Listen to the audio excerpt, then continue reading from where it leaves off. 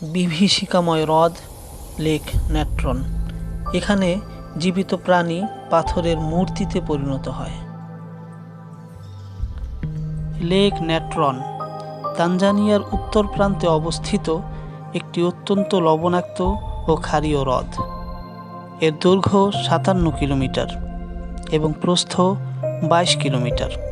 এর গভীরতা মাত্র 10 ফুট। এখানে পানির তাপমাত্রা প্রায় 60 ডিগ্রি সেলসিয়াস। বেশি তাপমাত্রার ফলে হ্রদের পানি বাষ্পীভূত হয়, পড়ে থাকা লাভা যা পানির মতোই তরল। সোডিয়াম ও কার্বনেটের ক্ষার ধর্মের জন্য হ্রদে জন্ম নেয় সায়ানোব্যাকটেরিয়া নামের অণুজীব। এদের শরীরে আবার লাল রঞ্জক থাকায় দূর থেকে লেকের পানির রং লাল দেখায়। লেকের এই লাল রঙই আকৃষ্ট করে পাখিদের।